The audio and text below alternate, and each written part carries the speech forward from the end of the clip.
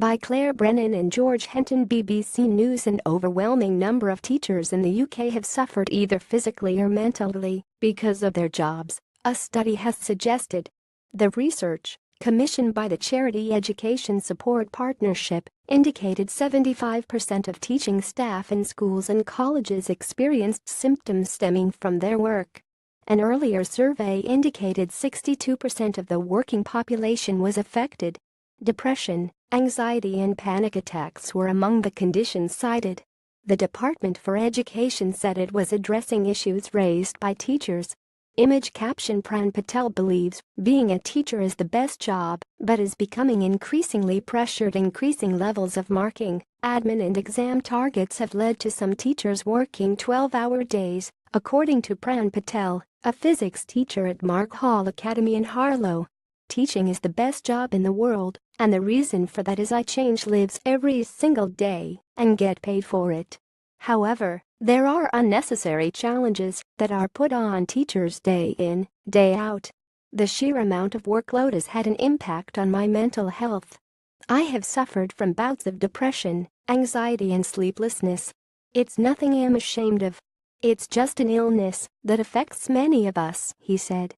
Image caption: Sean Motter said head teachers were panicking about staffing their schools. The challenges posed by a career in teaching is having an impact on recruitment, said head teacher Sean Motter from Richard Challoner School in southwest London.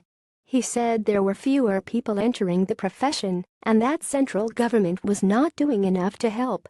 Quite frankly, I think it's absolute nonsense when I hear government ministers go on news shows and say they're putting more money into education. There are more teachers than ever before. I don't know where they are getting these statistics from, but I speak to other colleagues who are head teachers and they are all panicking about whether they are going to be able to staff their schools and whether they'll have enough money to pay the teachers, he said. Image caption: Emily Turner left the teaching profession after just 2 years. For Emily Turner, a former primary school teacher in North London, the anxiety was too much. She left the profession after 2 years.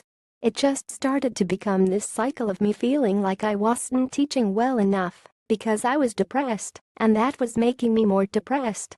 It just continued to spiral. I have so much respect for people who've stayed in the profession for years and years and years and are working at this pace. It just feels frantic and unsustainable.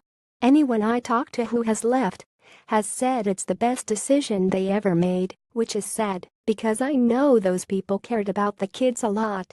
A Department for Education spokesperson said teachers play a hugely important role in our society, and there are now more teachers in our schools than ever before. We are actively addressing the issues that teachers cite as reasons for leaving the profession, for example by supporting schools to reduce unnecessary workload. We also take teacher recruitment very seriously.